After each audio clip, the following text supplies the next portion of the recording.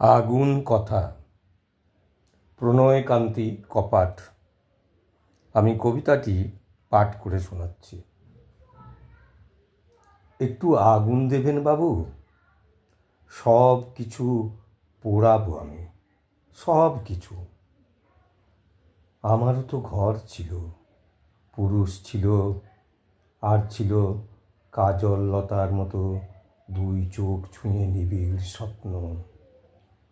তারপর একদিন ভাসমান হলাম, সেই থেকেই ভাসছি। আমরা যে সব ঝরা পাতা, শুধু ভেসে যাওয়া অজস্র ঢেউয়ের ভিতর। আমার মেয়ে তনু এখন বাড়ছে, তাই জলকে বড় ভয় হয়। অন্ধকার দেখলে শিউরে উঠি বারবার। বড় ভার বাবু, এই বুকে হাঁটা জীবন, এই আলোহীন জীবন। আগুন ভরা পূর্ণ গর্ভ উনুন আর মুঠো ভর্তি সাদা ভাতের আশা নিয়ে আমরা আজও বেঁচে আছি। একটু আগুন দেবেন বাবু? সব কিছু পোড়াবো আমি, সব কিছু।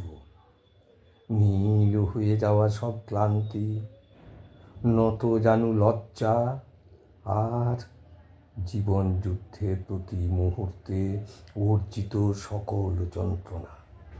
অশ্রুধারায় ভিজে নষ্ট হওয়ার আগে তাই চোখের আকাশ থেকে পাওয়া ঘৃণার বারুদে লিখব আমাদের আগুন কথা।